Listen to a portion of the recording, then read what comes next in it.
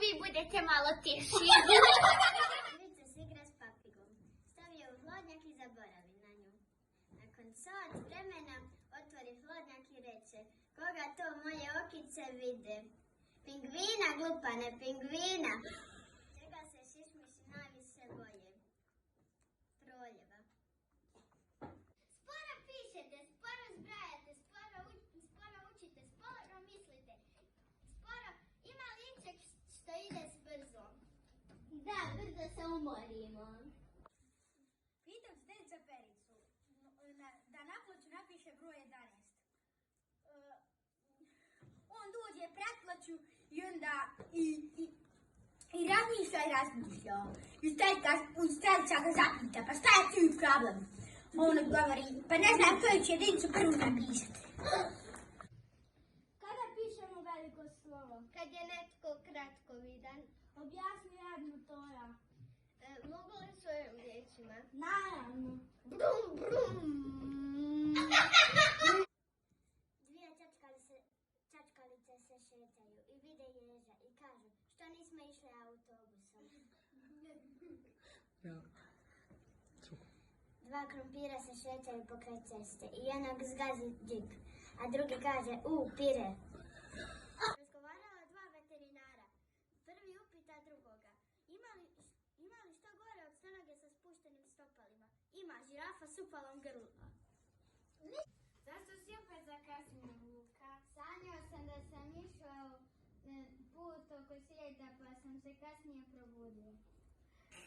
A zašto si ti zakasnio, Luka? Bio sam na aerodromu da dočekam Luku. Dvije dlake šetale putom. Jedna zgazi auto, a druga kaže: za dlaku. S koliko se nula piše milijun? 6. Bravo. A pola milijuna? 3. Koliko je 2 i 2? 4. Josipe, sjedni. 5. Da, 5.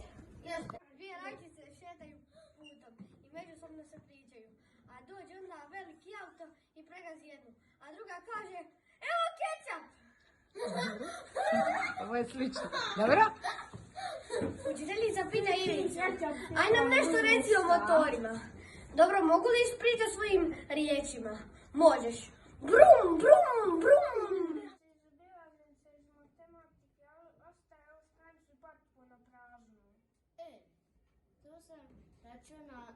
Tu sam računala na pamet.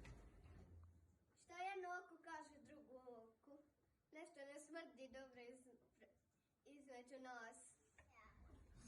Zašto močiš to je zid?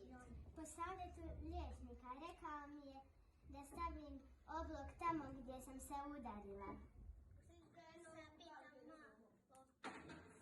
Znaš li abecedu? Znam.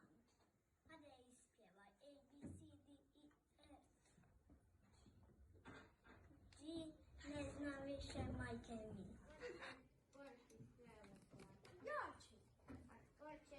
A tko će popiti cijelovo piće? Ja ću. A tko će poslije sve ovo? Ajde ljudi, nemojte samo mene gledati. Ne mogu sve